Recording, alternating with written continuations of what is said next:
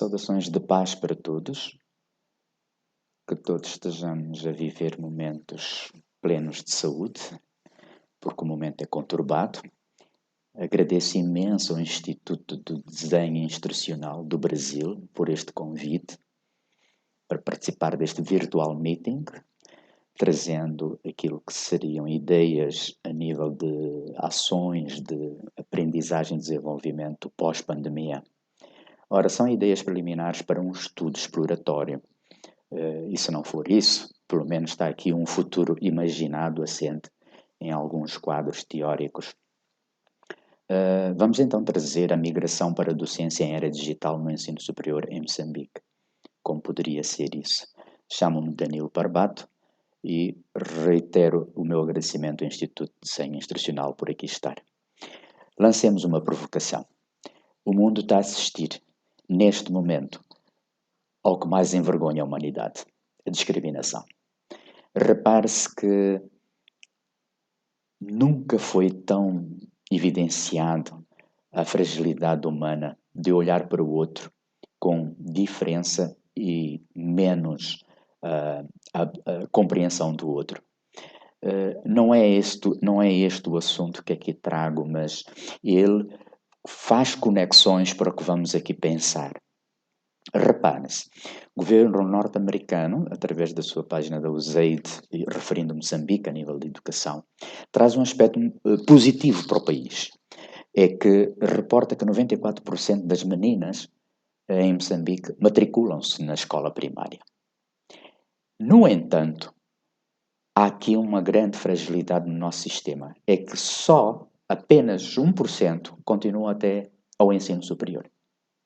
Mas o maior problema que aqui é trazido, que é, digamos, de fundação para o sucesso nas economias, porque é preciso ter competências lá à frente, de todas as crianças que entram, quase 2/3 deixam o sistema sem habilidades básicas de leitura, de escrita e, o mais grave, de cálculo.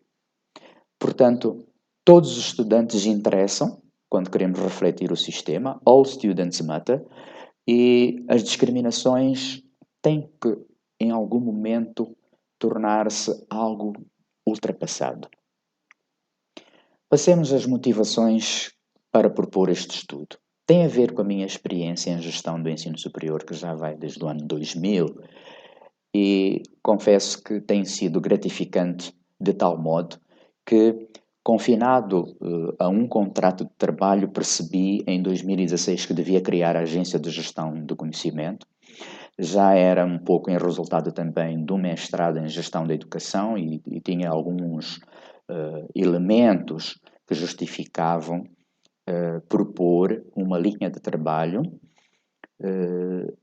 que teria um impacto no meu país, seria o meu contributo, e aqui estou trazendo um quadro teórico que em 2018 passei a implementar nas minhas interações com escolas, que era trazer os pais, a família, para um processo de interação com a escola mais efetivo.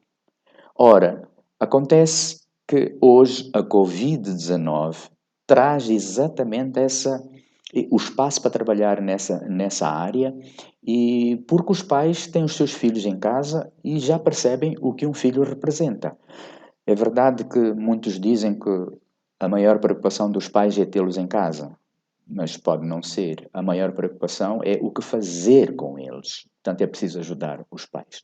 É claro que não se coloca tanto isto no ensino superior, não vai ser o nosso foco, mas é apenas para falar das motivações pessoais que me traziam e daí ter sido criado em 2019 o portal Educadores Online. Dizer também que, tendo criado a Agência de Gestão do Conhecimento, foi possível, através dos trabalhos realizados, ser identificado e ser convidado para fazer parte de uma Smart University Foundation, que é dos Estados Unidos da América, envolve todo o mundo, e ela começou há pouco tempo a acreditar que a universidade deve ir para além dos seus muros.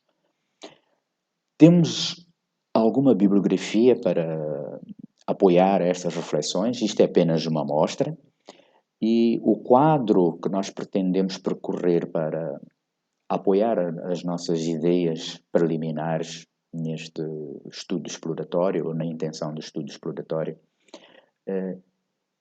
deve partir desta questão. Que tipo de intervenções poderão ser mobilizadoras para a adesão, a migração da docência para a era digital? Quando se faz gestão de conhecimento, temos que trabalhar com pessoas e suas culturas, conhecê-las, e para perceber os processos e a tecnologia de suporte. No caso do ensino superior, currículo, escolas, os docentes, tudo isso é uma matriz que deve ser compreendida e, sobretudo, os conteúdos que são ali produzidos, para percebermos como é que iríamos construir uma mensagem que atraísse os docentes a fazer uma mudança para pertencerem à era digital, uma vez que há factos que confirmam de que o modelo mental em que nos encontramos até o momento em que apareceu o Covid não tinha relação com a era digital. E esperamos, com esse estudo, buscar resultados, identificar os benefícios e, sobretudo, a quantidade de beneficiários. Comecemos por tentar interpretar o cenário e vamos usar dois focos: a expansão do acesso, a qualidade e a relevância. No fundo, são três focos. É verdade que a qualidade existe, e para que, ou melhor, se ela existe, dentro de si contém a relevância. Passemos para o nível de acesso como um dos primeiros focos para compreender Moçambique. Repare-se que os estudantes que terminam o ensino secundário na sua 12ª classe, que é o maior grupo que acede ao ensino superior, existe também o ensino técnico profissional, e pelo nível de alfabetização de adultos também é possível aceder ao ensino superior.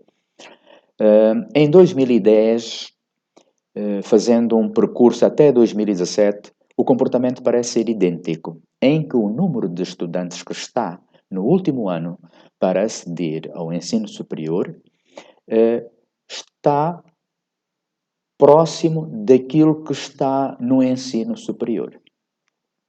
Ora, isto é como se fosse uma pirâmide invertida.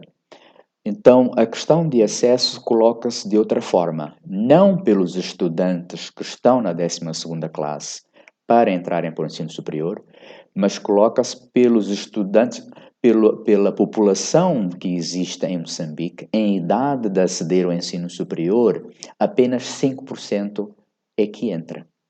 Então, o quadro que aqui trago é distorcido, ou distorce uma realidade maior, que é esta aqui, de dados de 2019 darem indicação, e isso está confirmado em 2017, que 95% dos jovens com direito a entrar para o ensino superior não entram.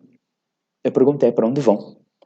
E é verdade que há programas para absorver esta juventude, mas a pergunta também pode ser: isso realiza? Eles sentem-se realizados? Observemos então o que é que existe, que é o receptáculo destes estudantes que saem da 12ª classe. Temos 53 instituições à espera destes estudantes. Neste momento estamos com 240 mil estudantes. Existe uma oferta de 890 cursos. Mas atenção, para este número de estudantes, temos apenas 6 mil docentes a tempo inteiro. Aqui há questões de rácio, problemas sérios, mas no modelo de processo de ensino-aprendizagem a que fomos vivendo até os dias de hoje, antes do Covid. Com o Covid está aqui um elemento para ponderar e construir novos rácios com base naquilo que seria a docência da era digital. Iremos ver mais à frente como isso poderia ser. Portanto, a Covid pode ser uma grande oportunidade para resolver este problema dos rácios que temos aqui, bem visíveis neste contraste de números. Também a relevância tem um discurso um pouco distorcido, que esquece de algum modo o nível de qualidade dos estudantes que acedem ao ensino superior e que saem do ensino superior. Quando se fala em relevância, temos uma relação quase direta em ser uma área relevante porque vai promover o desenvolvimento do país. Mas como é que os estudantes entram para esse tipo de intervenção, formados com muitas fragilidades, porque eles já trazem, de acordo com aquele post que vimos logo no início da USAID, problemas de cálculo já no ensino primário. E tem sido o argumento de termos, a nível da STEM, das ciências, engenharias, tecnologias e matemáticas, a questão do cálculo que leva muitos estudantes a preterirem estas áreas da STEM e buscarem as ciências sociais. Algumas vozes dão indicação que chegam alguns formados na STEM a ir trabalhar nas áreas das ciências sociais, o que é um contrassenso, uma vez que existe tanta gente, pelo menos em número, a fazer estas áreas. Isto significa que o problema maior não está na configuração deste quadro, em que tem um peso grande nas ciências sociais e na educação. Está no fenómeno da qualidade, está no trabalho a realizar a nível de qualidade para trazer um processo ou um cenário de relevância mais equiparado àquilo que seria o desejável para realmente promover o desenvolvimento económico e social de Moçambique. Passemos rapidamente àqueles que são os fazedores da aprendizagem nas instituições de ensino superior. Repare-se que, felizmente, temos os 3 níveis representados: licenciatura, mestrado e doutoramento. Quando digo os 3 níveis, é porque, em países pobres como Moçambique, provavelmente estivéssemos apenas com o nível de licenciatura. Mas, felizmente, não. E, graças a alguns acordos de cooperação, o Brasil é um país participante nisto, tem ações de cooperação com Moçambique há muito tempo e muitos moçambicanos são formados no Brasil, pelo menos nestes níveis de pós-graduação. Mas é verdade que muitos licenciados também o fizeram no Brasil. Isso conversa a nível de cooperação. Passemos ao que interessa neste momento, é perceber a gravidade de ter ainda muitos licenciados a lecionarem no ensino superior.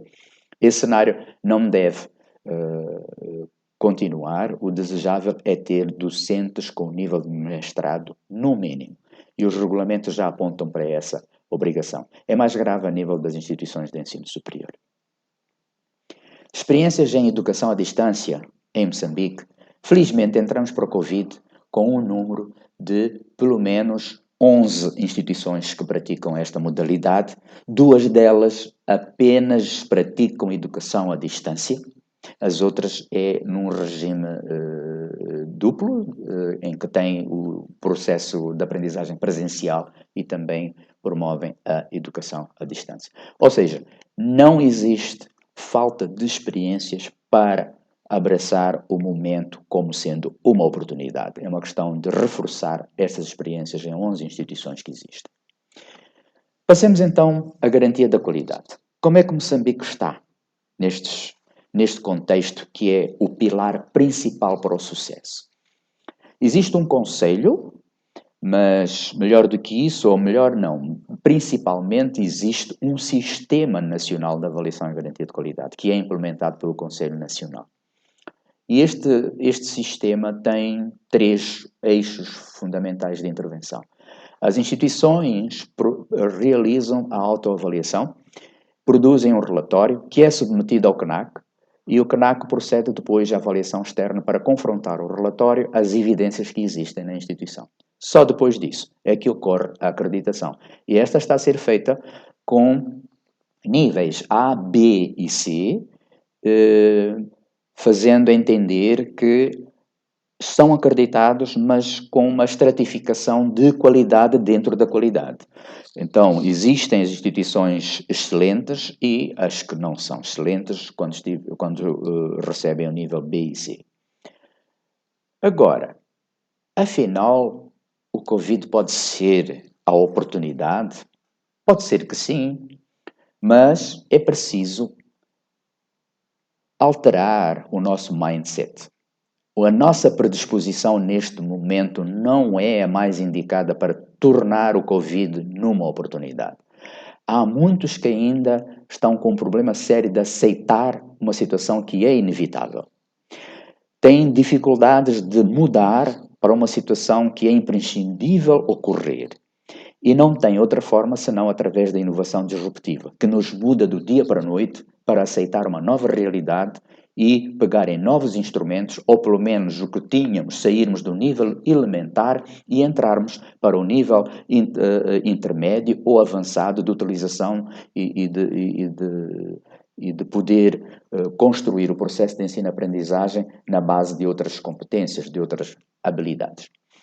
Agora, o desafio é realmente, continua a ser a nível da qualidade e relevância, mas neste figurino em que a função docente altera-se para fazer pertencer à era digital, e ele tem uma base, o denominador comum é que haja literacia e habilidades digitais.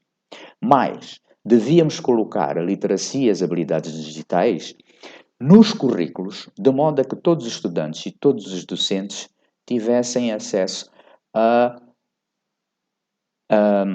promoverem, a desenvolverem domínios que iriam apoiar e construir de forma aceitável a função docente em era digital. Só depois disso é que poderíamos construir a prestação de contas à luz dessa nova realidade assente na literacia e habilidades digitais.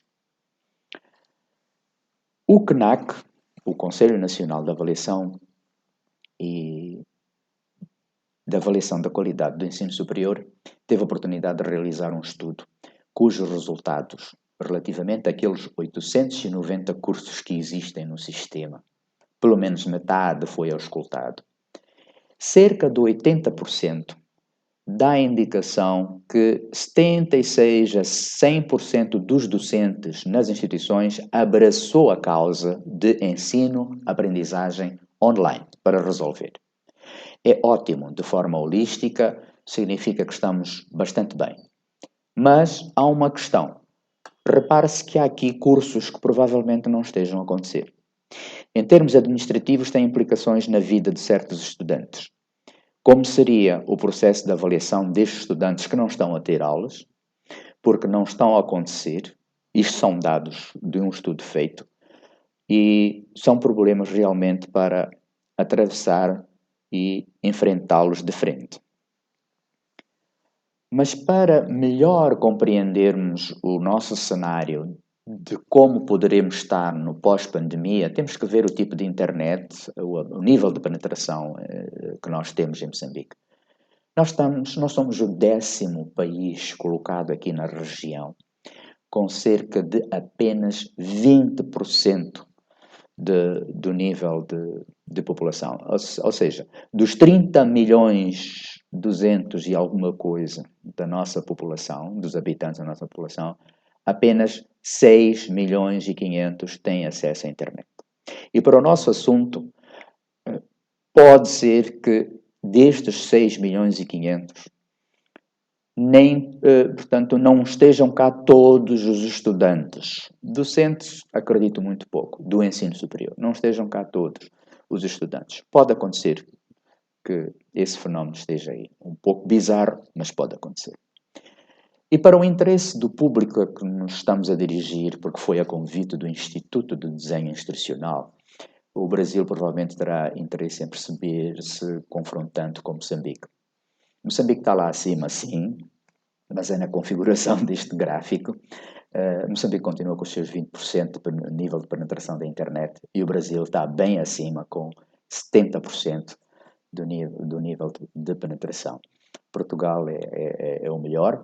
Eu gostava de referir uma experiência africana que é de Cabo Verde. Isto representa preocupação com o Estado, preocupação com a sociedade, com o desenvolvimento. É um país exemplo em África.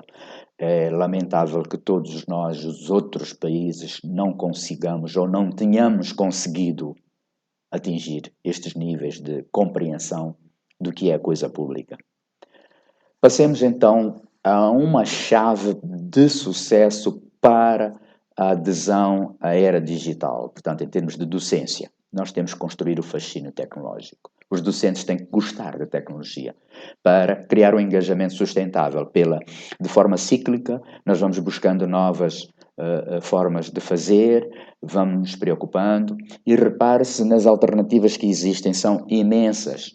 De acordo com este quadro que pertence ao governo ao Estado sul-africano.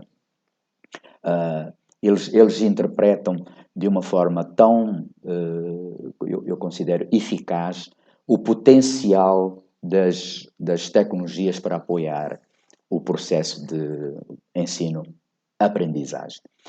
E acredito que no pós-pandemia, esse estudo aqui indica, mas assim de forma preliminar, tudo indica que nós iremos abraçar de forma massiva o blended, que seria ocupar as salas de aula, sim, de algum modo, mas a sala de aula também vai para além de suas portas. E não teremos aqueles constrangimentos de que apenas a sala de aulas define, ou melhor, a sala de aulas é a única hipótese de ocorrência do processo de ensino-aprendizagem. Isso pelo menos não vai acontecer. E qual seria então o desfecho? Esta pode ser a equação que nós deveremos tentar colocar aqui os números. Para esta equação, a expansão do acesso, como será no pós-pandemia, se tivermos um processo de inclusão por via digital? Modifica tudo. Os números mudam. A nível de qualidade, os gráficos irão mudar e a questão da relevância também, porque estaremos a apoiar as ciências sociais que têm um maior nível de procura. Não digo procura, mas é maior nível de oferta, porque a procura parece estar um pouco condicionada pelas limitantes que os estudantes têm no seu processo de ensino-aprendizagem, isso referindo os argumentos de que há fragilidades a nível de cálculo. Então, a nível de relevância, poderemos ter um quadro diferente daquilo que temos hoje e teremos uma função docente em era digital consolidada, teremos a literacia e habilidades digitais também conseguidas. Havendo estes dois elementos, nós poderemos avançar para uma adesão à prestação de contas nestes termos. E isso trará uma melhoria contínua, até me parece muito mais facilitada, porque vamos promover um processo de garantia de qualidade assente em tecnologias, que já se pode fazer, colocar o ciclo PDCA, de realização do processo contínuo de melhoria da qualidade e termos, de facto, finalmente, um processo de aprendizagem assente em dois eixos, o e-learning e o B-learning, o blended, portanto o híbrido, teríamos o híbrido, e termos instituições com educação à distância efetiva. E, finalmente, a questão da exclusão, com este modelo, será atingida de forma drástica e haverá uma redução considerável para assumirmos que terá valido a pena a oportunidade criada pela pandemia Covid. Que resultados poderemos ter? Acredito que maior nível de acesso à educação, se conseguirmos de forma efetiva implementar. Primeiro, perceber pelo estudo. Segundo, propor a mensagem correta para a adesão dos docentes à era digital.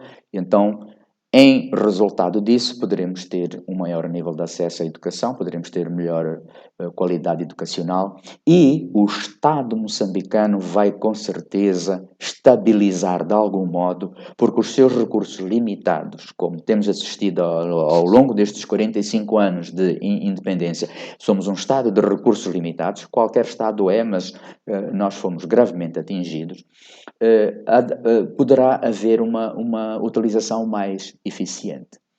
E beneficiários, o estudo poderá mostrar mais do que aquilo que estamos a prever agora. Isto são apenas ideias preliminares. E gostaria de terminar agradecendo imenso a atenção. E é preciso saber quais os passos a tomar, mas o primeiro, com certeza, é percorrer muita leitura, muito estudo e temos material suficiente até em teses de doutoramento, como podemos ver numa publicação de um grande professor de matemática que tivemos em Moçambique, que é um legado para nós em termos de cálculo, mas associado à sociologia repare-se que ele interpretava muitas vezes a questão da etnomatemática. Este desenho que aqui temos é um traçado de uma província em Moçambique e feito por pessoas que aparentemente possam estar numa situação de iliteracia, mas têm cá cálculos de forma incipiente. É a sua sabedoria aqui presente. Muito obrigado.